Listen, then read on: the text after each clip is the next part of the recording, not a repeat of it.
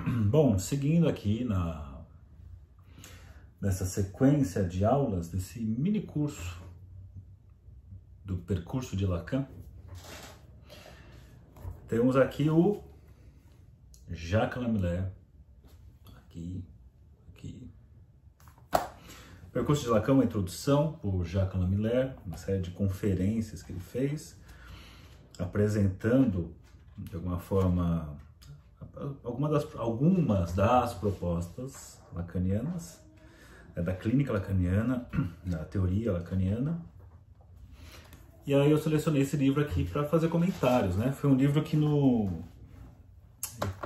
conheci ele há muitos anos atrás, na faculdade de psicologia, foi indicação de uma professora na época, da Lívia Tourinho.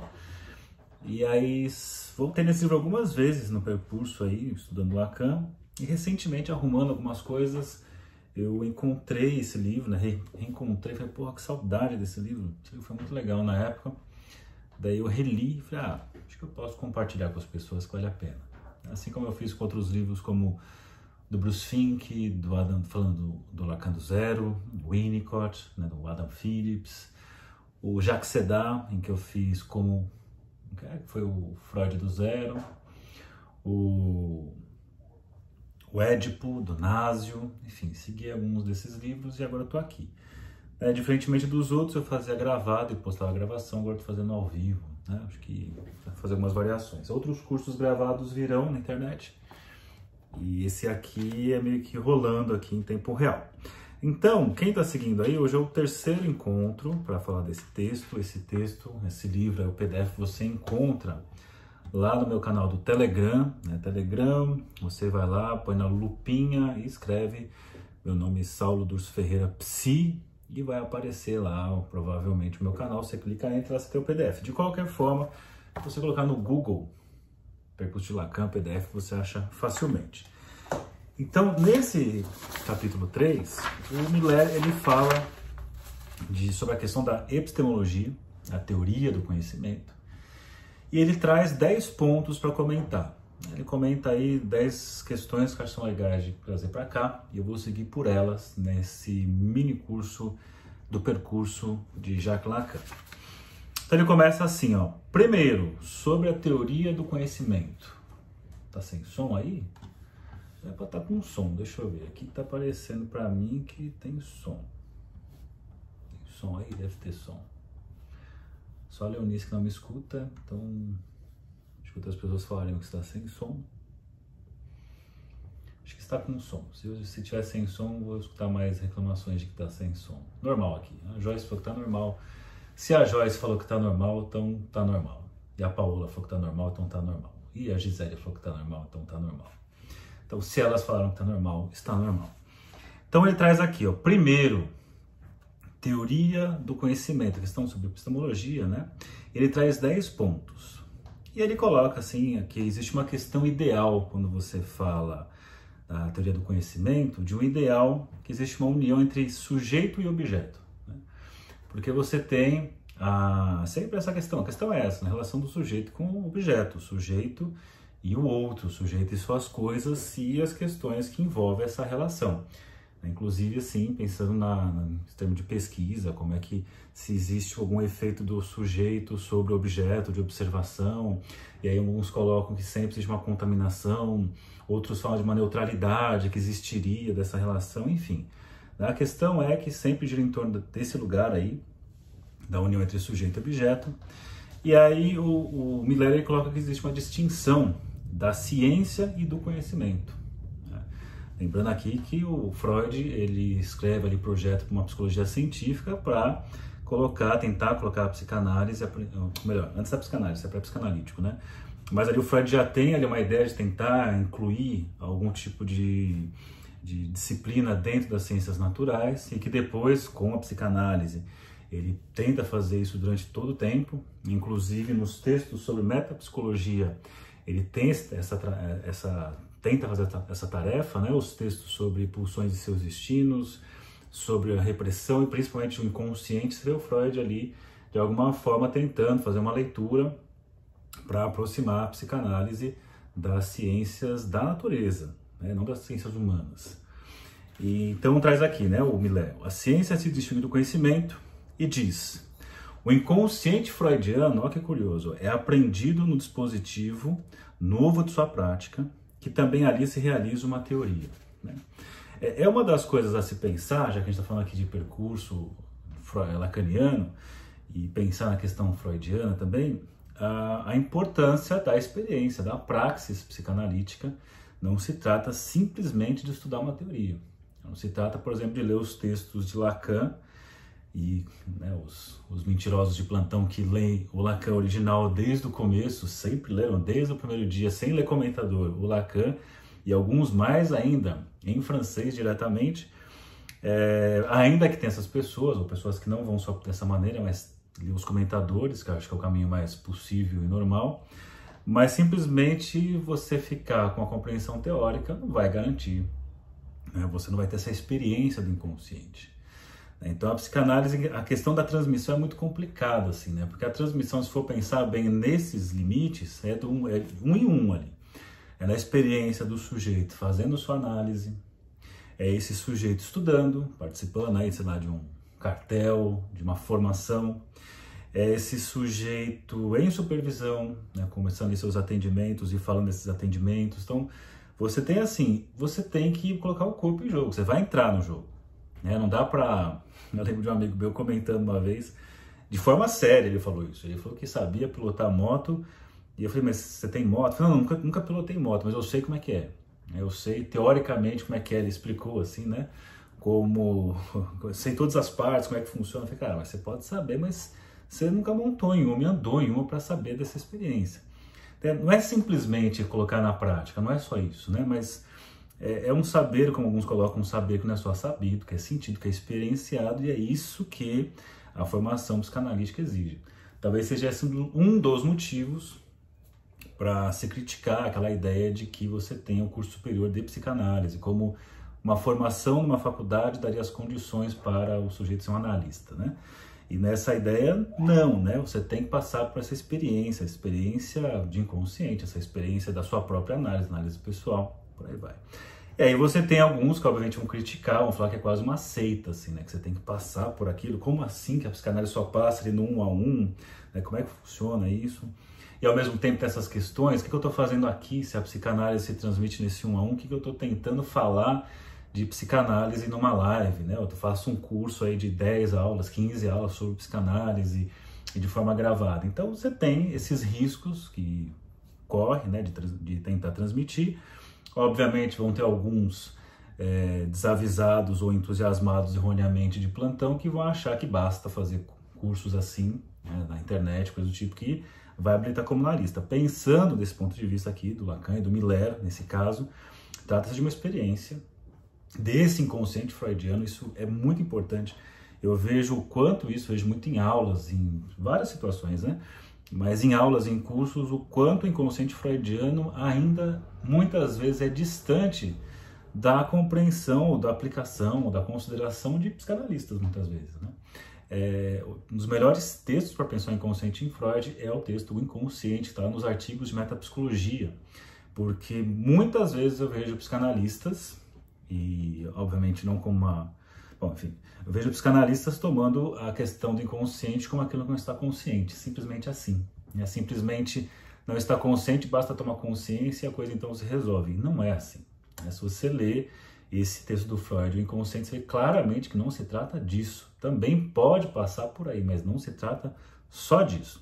Então esse é o primeiro ponto, essa questão. O segundo ponto que o Miller coloca, ele diz assim, ó: todo conhecimento é fundamentalmente ilusório e mítico. Então essa ideia de conhecimento, uma ilusão de conhecimento, se vocês lembrarem aqui, acho que foi na primeira aula que eu comentei um pouco de real, simbólico e imaginário. Acho que a maioria aqui, quem estuda Lacan, sabe um pouco desse assunto. Quem estuda, obviamente, sabe, né? Mas mesmo quem já viu um pouquinho assim, já deve ter visto ali real, simbólico e imaginário, que obviamente você tem aí anos do Lacan estabelecendo a questão do imaginário, anos estabelecendo a questão do simbólico e anos tentando estabelecer a questão do real, mas que às vezes numa transmissão rápida precisamos resumir em alguns pontos e em linhas muito gerais para resumir aqui nessa live, né, nessa aula 3, Eu posso dizer assim que o imaginário é o lugar do sentido absoluto. Eu imagino, sempre que você está falando de sentido, nossa, faz muito sentido, isso é imaginário. Nossa, faz total sentido. Todos os buraquinhos foram preenchidos. Todos os buraquinhos preenchidos significa que você está numa baita de uma ilusão, porque nós somos seres faltantes. Como diz o Saramago, dentro de nós existe uma coisa que não tem nome, é isso que somos. E se você conseguiu nomear todas as coisas à sua volta em si mesmo, você está num lugar grande, né? grandemente existe, talvez exista, imensamente ilusório. Essa dimensão imaginária. A dimensão simbólica, ou melhor, vamos colocar o extremo oposto. No extremo oposto tem o real. Se o imaginário é o sentido absoluto, vamos pensar então no real como sem sentido absoluto, não tem sentido, né? É completamente sem sentido, sem explicação, aquela coisa que independente da sua vontade acontece. Inclusive eu vou falar desse assunto daqui a pouquinho. E o simbólico é aquilo que está num lugar de duplo sentido, né? Os múltiplos sentidos têm a ver com o simbólico. Então, de forma resumida para essa aula aqui, só para darmos um passo nesse assunto do Miller, pensar assim, então, imaginário, o sentido absoluto, unívoco, o real, o sem sentido, e o simbólico, o duplo sentido. Obviamente que o que salva aí a vida é o duplo sentido, porque impede de ficarmos no tudo ou nada. O simbólico, ou melhor, o imaginário e o real é o tudo ou nada da história. Sempre tem tudo ou nada, você tem guerra, você tem destruição, você tem todos esses extremismos violentos. Quando você tem o simbólico, é o lugar dos pactos. E quando os pactos existem, é possível. Vamos tentar pensar de uma outra forma. Tá bom, vai. Então aí fica mais fácil, fica mais possível. Por isso, todo conhecimento é fundamentalmente ilusório e mítico. E então, todo conhecimento seria imaginário, né? E coloca, a ciência supõe que não há connaturalidade entre sujeito e objeto, né? Então, é uma ideia de tentar trazer uma harmonia para essa relação sujeito e objeto, e pensando no objeto, o sujeito e o seu outro, existiria uma harmonia aí. E aí o Miller ele traz uma questão muito do sexual, ele fala, a questão sempre volta para o sexual. E por que ele fala isso? Ele fala isso para chegar na forma do Lacan de que não existe a relação sexual. Então, o que ele quer dizer? Você pega uma tradição tentando explicar a questão da complementaridade dos pares, sujeito e objeto, né? O sujeito e o outro ali, pensando, por exemplo, no Jung, em que ele trabalha a ideia de ânimos e ânima, que você tem lá o homem, a sua porção feminina seria a sua ânima, que seria essa metade que de alguma forma complementar, e na mulher seria o ânimos, que seria essa metade complementar. Eu sei que não se trata só disso, antes que venham pessoas dizendo assim, mas você não explicou toda a teoria do Jung numa frase. Sim, é só um trechinho aqui, recortado e tendencioso, porque eu quero confirmar uma hipótese minha aqui dentro da aula, né? Então, obviamente que eu estou dando uma reduzida gigantesca no Jung para falar o que eu quero falar aqui, antes que apareçam a galera que acha que, como é que você fez um vídeo de 1 minuto e não explicou toda a teoria? Enfim. Então, essa ideia de ser possível complementar, que mesmo em Freud estava presente de alguma forma, de que seria possível essa complementaridade, mas aí quando chega ali na linha do princípio do prazer a coisa fica um pouco mais complicada, mas que no Lacan a coisa fica mais intensa, do tipo, não existe relação sexual, ou seja, de forma reduzida também, não existe complementaridade dos corpos, dos pares, não existe isso. Qualquer tipo de relação que exista um outro sempre vai ter algo de incompleto, sempre vai ter alguma coisa que falta, e aí o que falta em um, o outro não tem exatamente a oferecer, e o que falta no outro, esse um não tem exatamente a oferecer.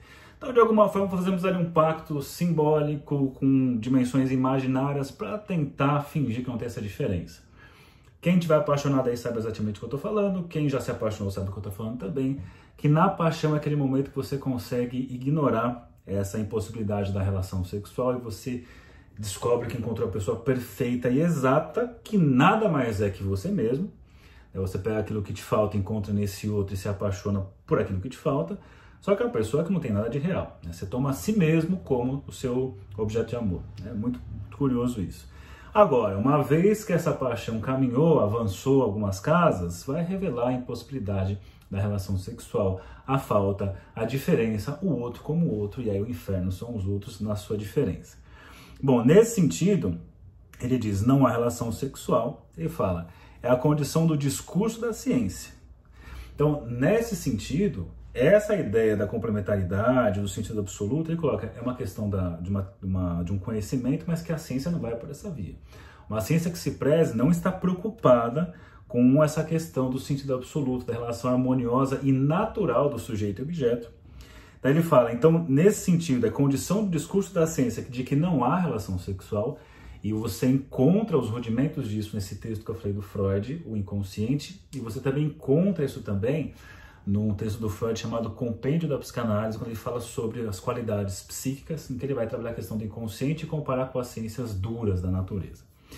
E aí ele até faz uma coisa curiosa, diz assim, ó, a relação com o discurso da histeria. Eu poderia até dizer que a ciência teria uma relação com o discurso da histeria. Lembrando aí do discurso, Lacan fala dos vários tipos de discurso, a partir das profissões impossíveis que o Freud coloca, né? Governar, educar, psicologizar governar, educar, analisar, e o Lacan coloca o fazer, desejar. Ele coloca são os quatro lugares impossíveis de se sustentar, e a partir desses lugares impossíveis de se sustentar, ele coloca os discursos que tentam falar dessa coisa impossível. O discurso está sempre em torno de uma coisa que é impossível. Então você tenta falar de uma coisa que você não alcança. Você fala porque o núcleo você não acerta. Então nesse sentido você vai ter os vários tipos de discurso. O discurso do mestre, o discurso universitário, o discurso do analista e o discurso histérico, da histeria, melhor dizendo, que é um discurso meio que necessário para o dispositivo analítico acontecer. O que é o discurso histérico? Esse discurso do sujeito que se divide, coloca aí, né, interroga esse outro sobre um saber, e esse outro produz ali um tipo de saber que é insuficiente, né? E que essa insuficiência tem a ver não tanto só com a insuficiência desse conteúdo que foi produzido, mas com a própria insuficiência do sujeito que interroga, né? Que está ali como sua verdade, você tem lá o objeto A na história. Então, esse tipo de posição, que é a posição que a psicanálise começa, as pacientes histéricas ali divididas, interrogando o analista, mas o que eu sou, o que eu tenho, porque não resolve, e levando o analista a produzir ali saberes, e os saberes que o analista produzia, né, os médicos, melhor dizendo, diante das histéricas dos histéricos, era jogado fora, era ridicularizado. Daí você tem o Freud, que ao invés de tentar responder a isso, o que ele faz? Ele interroga de volta. Então a grande sacada do Freud, né, não só o Freud, mas assim, o Freud é o que marca historicamente, é o que ao invés de tentar responder, ele vai e devolve a pergunta, ele faz um questionamento.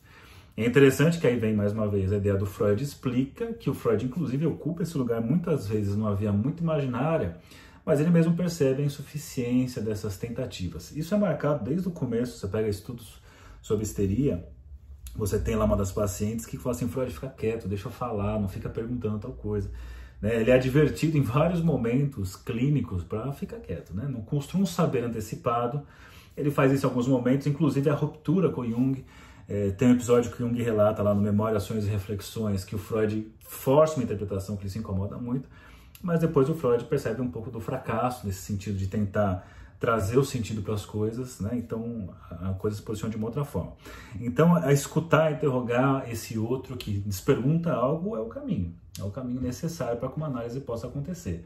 Inclusive as pessoas muitas vezes procuram os psicanalistas, os psicólogos também que têm uma abordagem psicanalítica e vão buscar um modelo médico, assim, o que eu tenho, o que eu sou, esperando que o analista diga o que se trata. E o analista é justamente o que interroga sobre isso. E é interessante que algumas abordagens vão dizer que isso é uma posição confortável do psicanalista, um charlatanismo, de ficar nesse lugar, de não responder e ficar perguntando, né? E você tem aí abordagens atuais que atacam a psicanálise veementemente. Até estava vendo esses dias um vídeo falando... É muito engraçado, assim, né? É um vídeo que falando sobre psicologia baseada em evidências e usando a TCC, não sei o quê, e o vídeo passa 2 horas falando da psicanálise, né? Passa 2 horas criticando a psicanálise. Então eu acho impressionante, assim, que a força dessa galera, muitas vezes, pelo menos nesses vídeos que eu vi, usa a psicanálise para poder dizer o quanto elas estão corretas, né? Então, assim, que força essa abordagem tem, que força seria essa se ela pudesse ser independente, de estabelecer alguma coisa, independente da psicanálise, mas como ela precisa utilizar, né, a psicanálise para poder se sustentar. Daí o Gabriel colocou ali, é verdade, cara. O vídeo já começa dizendo assim, aquilo lá pro do Dunker. Eu falei, porra, meu, fala o seu conteúdo, você tem que falar, dizendo os pontos que a psicanálise fala e erra. Então, acho muito curioso, né? Quem fala mal da psicanálise e vive da psicanálise. Isso é um clichê, né? Então isso é muito legal. Acho que eu vou começar a fazer isso, falar mal da psicanálise e viver da psicanálise. Eu vou ficar... Por que a psicanálise está errada? E passo 50 anos mostrando o quanto a psicanálise está errada e ganhando dinheiro com ela, né? O livro negro da psicanálise. Pouca, mas tudo bem. Não foi a primeira vez, não vai ser a última vez, é essa mesma coisa sempre. Mas é muito frágil, enfim. Bom, aí na sequência traz assim, ó, que é o terceiro tópico. Toda a significação, enquanto imaginária, é fundamentalmente sexual, como eu falei para vocês aqui. O falo é a significação fundamental. Essa significação fundamental, o falo traz essa ideia de totalidade, né, de tudo é completo, não tem falta, não tem furo, não tem nada, né? E obviamente é um aspecto, é um engano gigantesco o falo na história. O falo é uma coisa que se busca, que se supõe em algum momento que tem. Inclusive você tem a posição dos sujeitos, pensando aí na lógica edípica, né? Você vai ter o lado do homem e da mulher, que não necessariamente tem a ver com ter pênis e vagina, e sim com a posição do suposto falo, de que tem um que acha que tem, e por isso tem medo de perder, e o outro que sabe que não tem, e por isso tem uma outra posição lógica com relação ao falo, então não tem nada a ver com ter pênis e ter vagina, apesar de partir daí o raciocínio, mas depois se afasta daí. Então essa questão do falo, né, é uma ilusão que precisa ser atravessada, aí, precisa ser, pensando na clínica, diz, mas a ciência supõe a extinção da significação. A significação total absoluta seria essa significação fálica, né? O falo seria esse sentido absoluto. E aí coloca assim, né? Nessa parte 3, traz sobre a questão da matematização. E fala assim, quando se fala de matematização de alguma coisa, não significa medir as coisas, não significa metrificar as coisas. Que às vezes cai nessa bobagem, assim, de achar que é possível metrificar questões do psiquismo. Não que você não possa ter os testes, como é que chama? Psicotécnicos, não, psicométricos, não lembro agora. Esses testes que você faz lá para tirar a carta de motorista e coisas do tipo, isso é uma coisa, né? Mas agora uma investigação do psiquismo e colocar uma classificação métrica seria uma coisa muito tola. E aí ele coloca assim, que a matematização significa a medição e coloca, por exemplo, a topologia, que a topologia ela faz o estudo de propriedades geométricas, mas sem preocupação com medição, é uma outra coisa. Inclusive traz assim, né, na topologia você tem descrições de determinadas formas que você sequer conseguiria representar em desenho. Você faz uma descrição ali mais para simbólica do que imaginária, mas que você tenta fazer uma descrição, você tenta fazer um desenho daquilo, mas não se trata daquilo, é muito mais tentar descrever as propriedades do que efetivamente dar ali um objeto e as suas medições exatamente como seriam. Não é à toa que o Lacan ele vai para esse campo da topologia para justamente, de uma forma, formalizar a questão do inconsciente. E diz assim, ó, Miller, o destino da ciência está vinculado à formalização e não à medição. Então, para não cair, às vezes, não cair nessa besteira de achar que é necessário ir por essas vias, né? Enfim, sabemos aí de críticas à psicanálise que às vezes usam essas interrogações, esses pontos para tentar mostrar a fragilidade da psicanálise aí, né? Mas não é por aí. 4. E diz assim, ó, a ciência supõe a disjunção do simbólico e do imaginário, do significante e da imagem. Ele fala assim, Miller, a ciência de Newton só pôde avançar quando ele abriu mão de um modelo imaginário de perfeição, de uma órbita circular perfeita. Então ele traz aqui, obviamente ele traz muitos mais desenvolvimentos aqui, mas só para pegar esse trecho para pensar assim, o quanto existe uma fascinação imaginária de uma perfeição das coisas.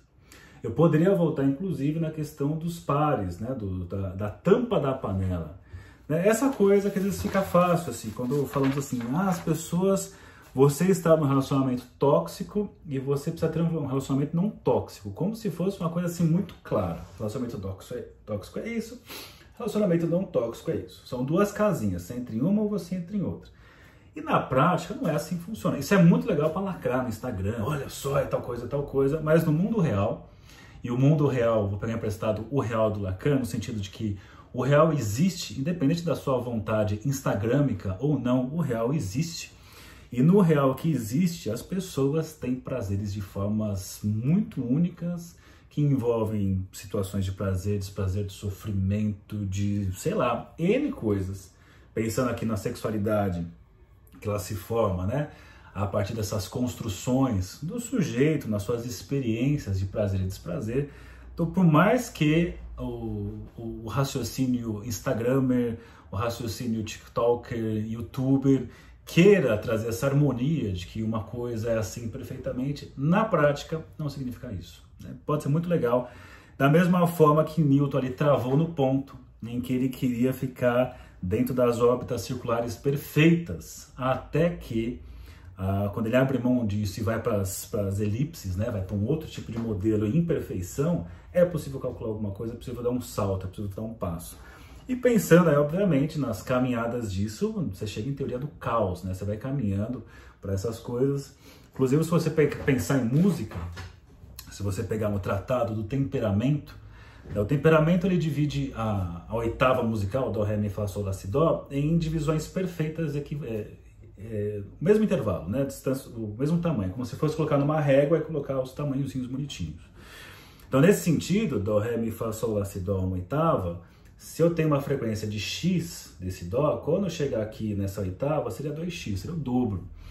Isso foi uma coisa que foi construída, foi feita uma ortopedia para que isso aconteça, mas na realidade não é assim que funciona.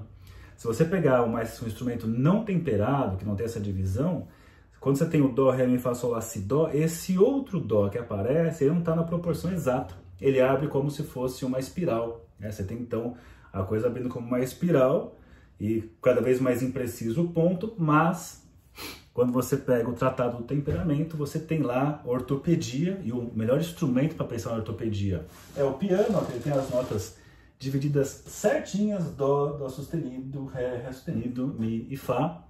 Mas se você pega a voz, você tem notas que não encaixam, você pode pegar uma nota entre um Dó e um Dó sustenido, você pode pegar uma nota que está entre aqui, que não aparece no piano, mas que a voz humana consegue fazer. O violino consegue fazer. Por isso que às vezes você escuta um violino, que a pessoa está aprendendo a tocar, é um som insuportável, porque pega notas que suas orebas não estão acostumadas a escutar. Então tem toda uma ortopedia para conseguir domesticar, domar a música, né? Você tem um livro do famosíssimo O Cravo Bem Temperado, do Johann Sebastian Bach, que é justamente ele pegando esse tratado do temperamento que foi escrito e ele comprova ali, fazendo as composições dentro desse sistema tonal, dessa divisão bonitinha, e com essa afinação. É curioso assim, do ponto de vista da afinação, é mais desafinado. Do ponto de vista da praticidade do uso, é muito mais fácil de usar. Então assim, é mais fácil de usar, mas é menos afinado, menos perfeito em termos de sonoridade. E pensando nisso, essa questão de tentar fazer a harmonia das coisas, e quanta coisa você perde nisso. Então, eu falo para todo mundo, assim, existem abordagens em psicologia, porque assim, a pessoa me procura para um atendimento, ou procura um psicanalista, não sei onde vai chegar, não sei quanto tempo vai levar, não sabemos. À medida que a pessoa fala, que vai caminhando, que vai saber onde a coisa vai andar, e mesmo assim, né, como diz uma das citações que o Freud gostava, que é, nunca vamos tão longe como quando não sabemos para onde vamos. Que é aquele raciocínio, vocês devem conhecer, do turista e do viajante. O turista vai, sabe onde ele vai para o mesmo lugar que todo mundo, vai para Paris, fica no mesmo hotel, na mesma linha de hotel ali, comer no mesmo lugar, fica aquele mesmo tempo e volta.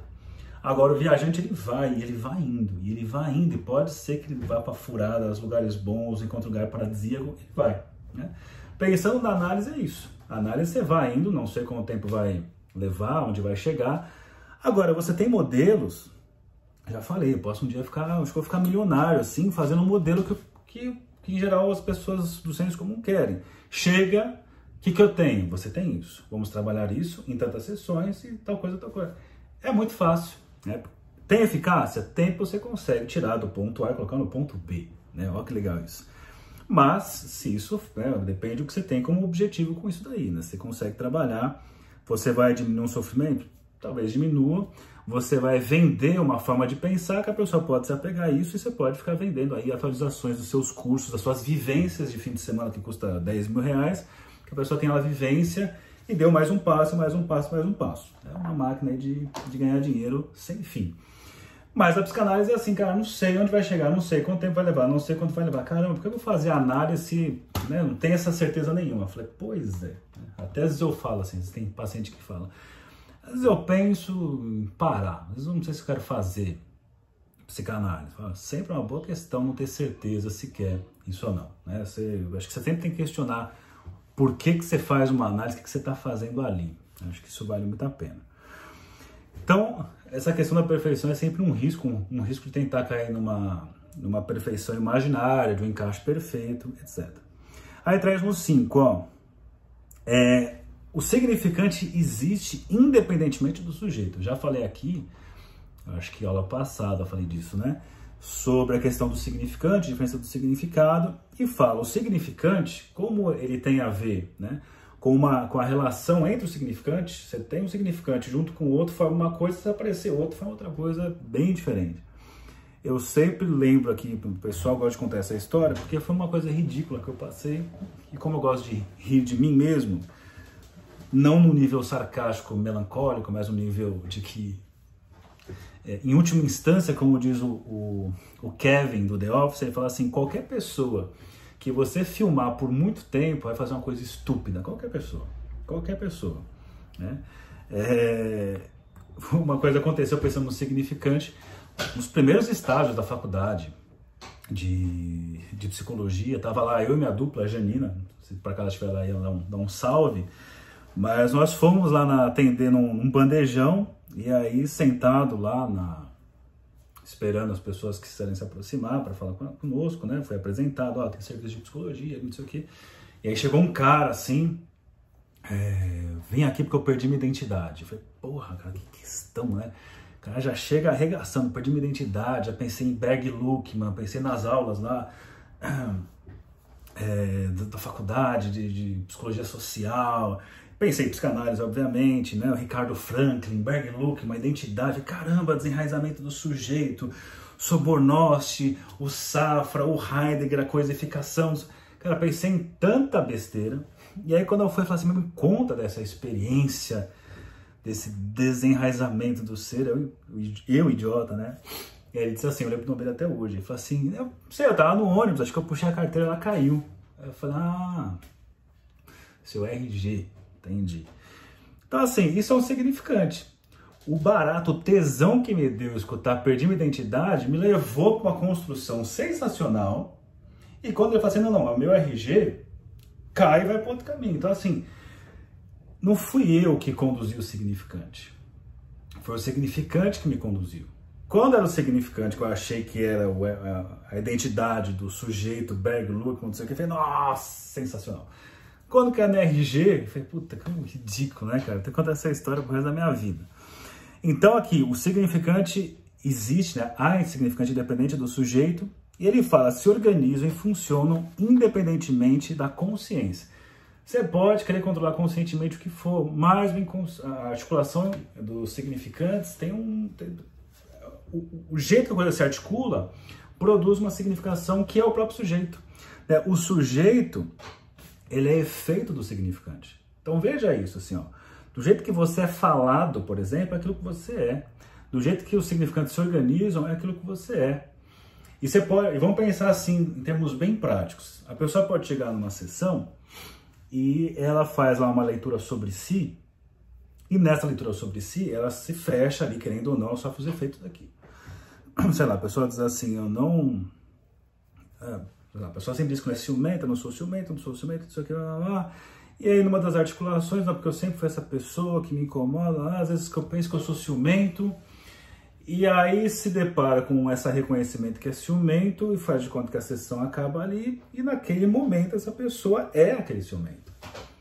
Ah, mas só falei aquilo. Sim, mas a sessão acabou. Aí a pessoa vai, sai assim, mas eu não sou ciumento, agora parece que eu sou ciumento. Aí sai, pega o elevador, desce assim, puta, mas eu sou ciumento. Vai embora pra casa, pô, meu analista vai achar... Às vezes dá vontade, vocês já passaram por isso, vontade de mandar mensagem pro analista. Escuta, eu falei aquilo, mas não é aquilo não. Veja bem, dá essa vontade. Mas não dá para fazer isso, até tem gente que faz, se você, né, sim, ok, né, segue o jogo, foi ignorado, porque não dá para querer reparar isso. Mas a pessoa meio que, obviamente que isso é só uma descrição caricatural e rápida para entender a questão. A pessoa então se identifica com esse, ela se torna melhor um produto disso e ela até a próxima sessão está nesse lugar. Então, à medida que a pessoa fala, ela vai se transformando. Por isso que tem pessoas, não é só por esse motivo, que não falam. Esse papo assim de, pessoa, não vamos deixar o paciente em silêncio porque ele se angustia, tem uma questão de angústia porque falar, né, a existência como produto da linguagem, conforme você fala, as coisas vão mudando. Conforme você vai abrindo a boca, as coisas vão se modificando, né? Tá preparando material aqui de psicoterapia de casal e é muito curioso assim, né? Eu já fiz isso mais de uma vez em atendimento. O casal que estava lá com a sua briga, mas nenhum até então, trazendo a situação foi bem específica. O casal se incomodava pra caramba, não sei o que, mas seguia bem. Quando um falou assim, não sei, aquela questão do divórcio. Quando apareceu a palavra divórcio, causou foi o primeiro silêncio do casal. E aí teve um encerramento de sessão, assim, eles precisam ficar com isso. Precisam sofrer os efeitos, assim, vamos ver os efeitos que saem dessa constatação de que em todas as articulações o ponto final chegou no divórcio. Então, assim, o sujeito, mas você queria ter controle consciente, aí tem a galera assim, né, eu faço análise sozinho, eu penso as minhas questões, ó, muito bom, viu? Incrível. É namorar com você mesmo, né? Você ficar com você mesmo, que incrível, né? Você descobre o escanteio, você corre, cabeceia e você ainda vai no gol. Então, para que você precisa das outras pessoas? Então, o sujeito é justamente um efeito do funcionamento das leis significantes. No 6 ele traz, né, que com a ciência e com alguns progressos, Deus deixa de falar. É uma coisa óbvia, mas curiosa, que é falar assim, ó, o significante nada quer dizer na natureza. No entanto, está aí na natureza organizado de acordo com leis. Porque a ideia é assim, né? Você tem a suposição do que significantes estão aí antes de todos os outros. Afinal, lembra do outro, do outro, do outro, do outro, que resulta no grande outro? Quem foi o primeiro a falar alguma coisa? Precisamos criar uma narrativa para suportar o mundo, né? Tipo, sei lá, tinha lá, Deus fez tal coisa, fez Adão, fez Eva, para poder dar um momento para que a coisa possa vir acontecendo. Mas assim, quem foi o primeiro a falar? Quem foi o primeiro a colocar esses significantes aí? Quem foi o primeiro a transmitir alguma coisa? Não sabemos. Desde que chegamos no mundo, a coisa já estava aqui, já estava montada. Alguns até colocam, será que foi Deus que fez isso? Ou a relação, né? E é muito legal isso, porque a relação significante independe do sujeito. Se você coloca palavras, os contextos vão produzindo significações independentes do sujeito.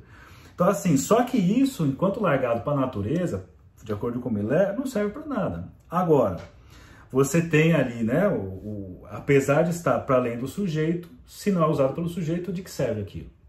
Cai num certo paradoxo, assim, né, porque ao mesmo tempo, quem vai sofrer os efeitos do significante é o sujeito, porque enquanto está na natureza, nada acontece.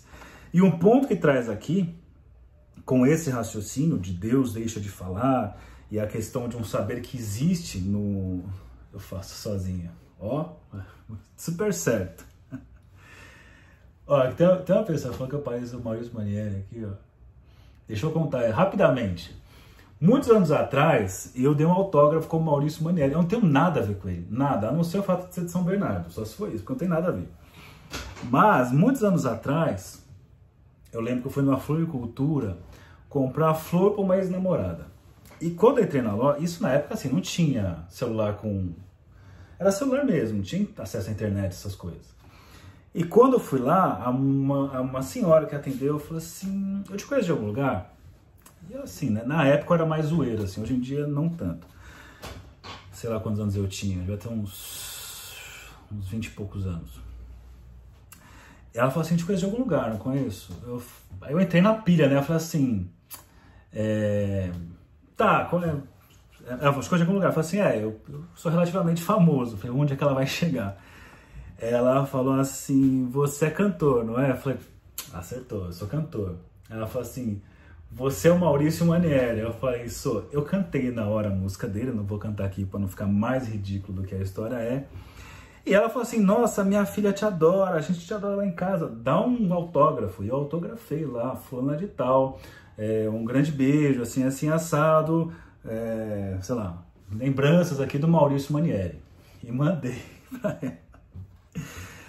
Obviamente, nos tempos atuais que você tem celular com câmera, não faria uma coisa dessa, né? Mas aí, né? Sabe por que eu fiz isso. Bom, então, olha que legal. Nesse raciocínio de Deus deixa de falar, e o significante diz assim, né? Que nada quer dizer na natureza, mas está ali de alguma forma organizada por leis. O Miller fala assim, ó, há um saber no real. Eu adoro isso. Olha que legal isso aqui. Eu não fui mal, fui bom, cara. O pessoal ficou feliz, eu fiquei feliz, todo mundo ficou feliz. E ficou uma história. Ele diz assim, algo funciona independentemente do nosso saber. Olha que legal isso. Algo funciona independentemente do que nós sabemos. Esse é o barato do real. Você pode saber pra caramba. Você pode construir teorias, você pode construir edifícios, prédios, construções incríveis, controlando o poder da natureza ali, aparentemente. Mas de repente vem uma onda e destrói tudo. De repente você tem lá todas as suas teorias bonitinhas, falando ali dos transtornos da pessoa, e aparece uma coisa que, independente disso, cara, e daí?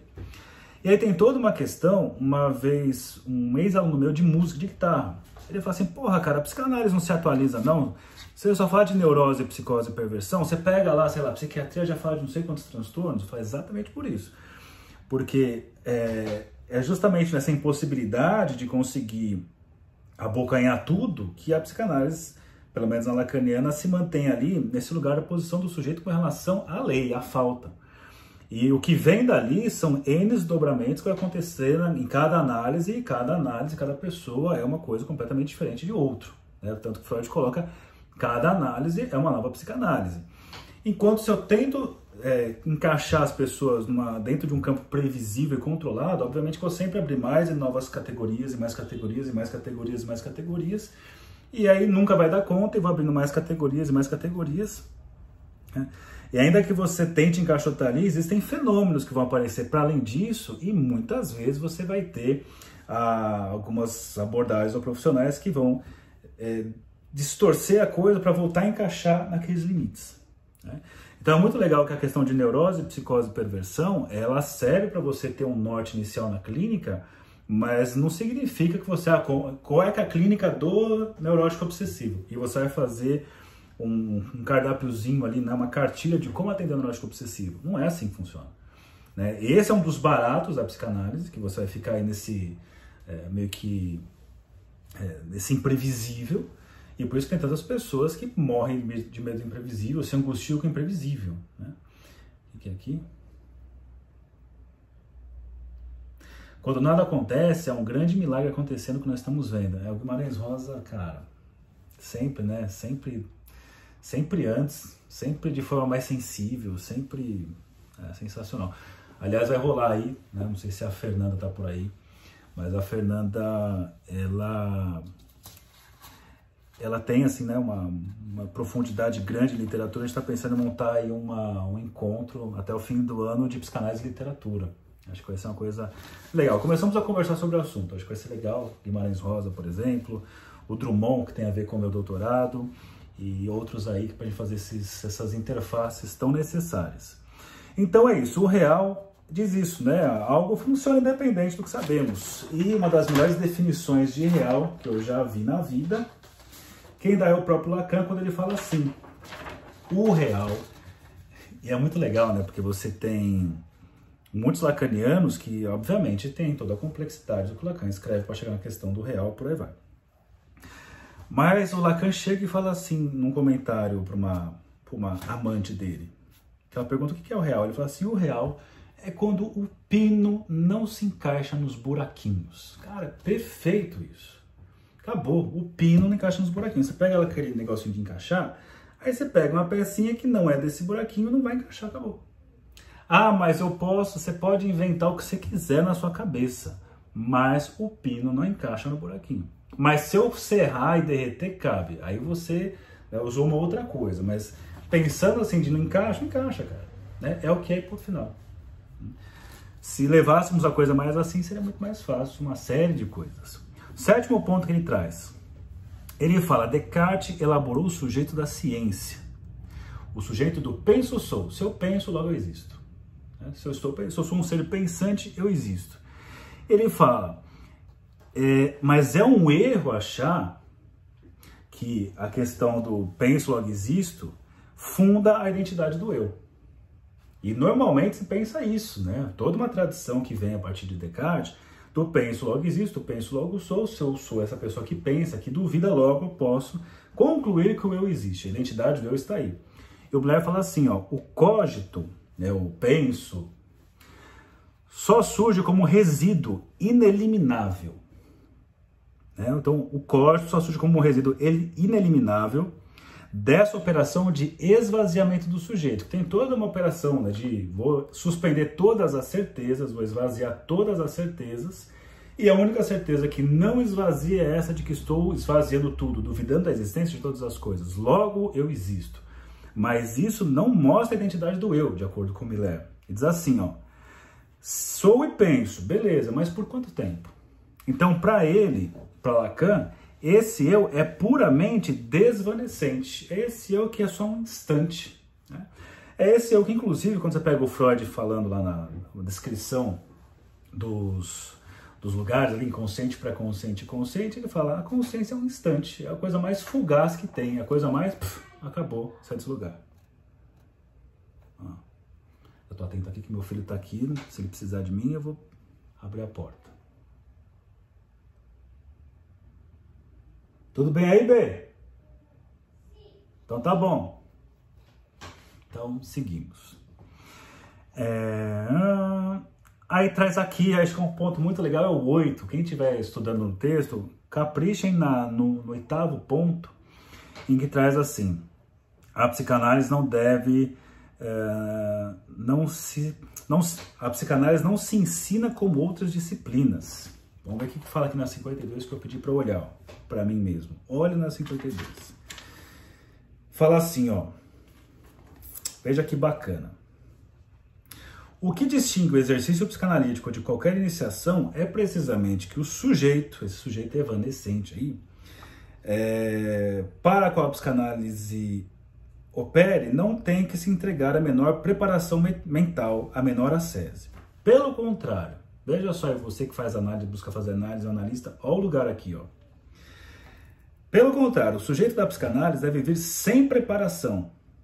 Tem paciente que fala assim, eu não me preparei, eu anotei algumas coisas. Será que é bom anotar? Será que é bom eu saber antes que eu vou falar? E acontece muitas vezes. Eu sempre passo por isso em análise. Eu penso um monte de coisa para falar, na hora H a resistência vem, né? Você vem ali, o que eu ia falar mesmo? Não tem nada para falar. Trabalha, é assim, né? A análise é esse dia aqui. Trabalha pra caramba, pensando que falar disso, falar disso, passou a semana, falar disso, pum, esqueci. O que eu ia falar mesmo? O que eu ia falar mesmo? Vai ficar na análise assim, nossa, não tem nada pra falar. Saiu da sessão, pensa, pum, o que eu ia falar mesmo? Então, assim, não adianta se preparar pra análise, né? Ó, que bacana. Voltando, pelo contrário, o sujeito da psicanálise deve vir sem preparação, oferecer-se ao exercício sem qualquer purificação prévia, deve ir regularmente às suas sessões de forma burocrática, podemos dizer, e dizer tudo o que lhe passa pela cabeça. Não deve preparar discursos bonitos, não se trata de purificar pela linguagem, e sim pelo contrário, entregar o material em desordem. Por isso que a pessoa fala assim, eu vim para me conhecer, e eu falo, você veio aqui para se desconhecer. Eu vim para organizar a casa, você veio aqui para desorganizar essa casa, porque o que mata é a organização exagerada. Claro que eu não falo nada disso, mas assim, pensando nisso aqui de forma caricatural, só para ajudar a entender algumas coisas. Então ele fala aqui, ó, e qual, ponto principal, e qual é a operação própria do psicanalista? Garantir que todo esse material entregue em desordem tem uma causa. Olha que bacana. Mais uma vez, qual é a operação própria do psicanalista? Se uma vez você estiver andando na rua, você está andando na rua, alguém te para e fala assim, escuta, qual é a operação própria do psicanalista? Aí você responde assim, ó. Garantindo que todo esse material entregue em desordem tem uma causa. Tudo tem uma causa. É uma das duas formulações do princípio da razão suficiente, que só surgiu com Leibniz. Mais uma vez, trata-se de um princípio ligado ao discurso da ciência, o que, por outro lado, Heidegger comentou em um livrinho chamado O Princípio da Razão.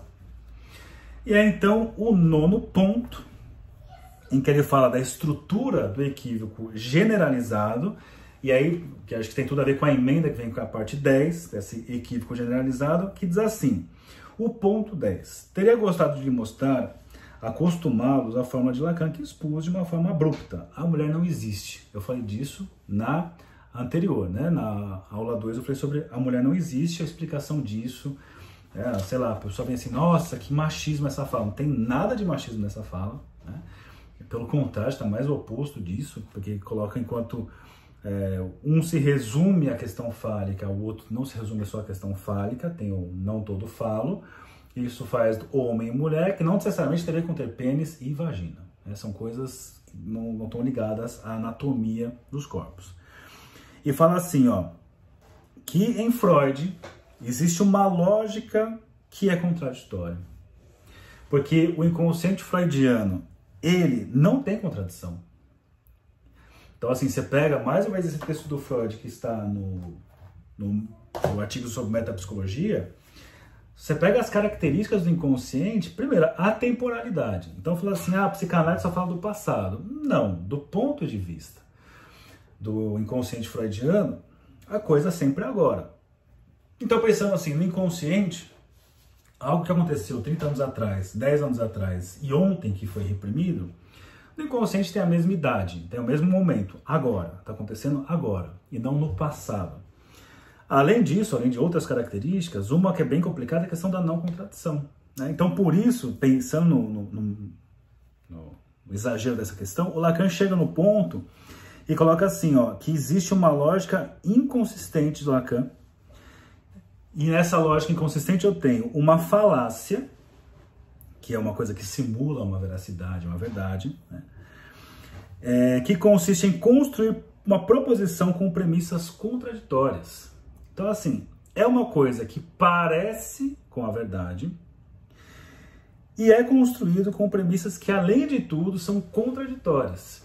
E aí, para explicar isso, ele usa o pequeno Hans, a lógica que existe no pequeno Hans, a questão da falácia que o pequeno Hans, de uma narrativa que constrói, que tem a ver com uma fantasia edípica, né, para dar conta de um sem sentido angustiante. E as questões das contradições que coexistem ali, sem uma precisar eliminar a outra. Só que aí o Miller fala assim, meu tempo acabou aqui. Aí ele corta o assunto. E aí corta aqui para nós também. Mas só para concluir, esse é um dos pontos mais legais, assim, né? Tanto que recentemente eu finalizei o curso Questões do Eu e a Metapsicologia Freudiana para tentar resgatar, assim, com o pessoal. Cara, pessoal, existem coisas que são muito específicas da psicanálise. A coisa mais específica da psicanálise, que diferencia ela de todas as outras psicologias, é a metapsicologia. E a metapsicologia você tem lá a questão da pulsão, a estrutura da pulsão, característica da pulsão, as metas pulsionais, você tem o que é a repressão, e você tem o texto do inconsciente falando dessa questão do inconsciente, como uma das características, a temporalidade e a questão dessa lógica inconsistente, dessa questão das contradições que coexistem sem precisar de uma resolução, e quando você vai atender uma pessoa, é isso que aparece. Só que fica aquela parte, né, consciente, mas isso não tem sentido, porque você diz uma coisa e está pensando uma outra, você quer uma coisa, mas não quer a outra. Vamos então definir o que realmente você quer. Só que em termos de conflito psíquico, você quer duas coisas e dane-se. Você não está levando em consideração que uma pode, outra não. Você quer as duas coisas e isso tem a ver com a sua própria forma de desejar. Então, por isso, você vai estudando psicanálise, você vai ficando cada vez mais distante de qualquer tipo de orientação, sugestão da psicologia e vai formando uma coisa muito específica, que é uma psicanálise, uma erotologia, né? Tem muito mais a questão de uma erotologia do que exatamente de uma psicologia. Mas aí deixamos para outros momentos essa discussão.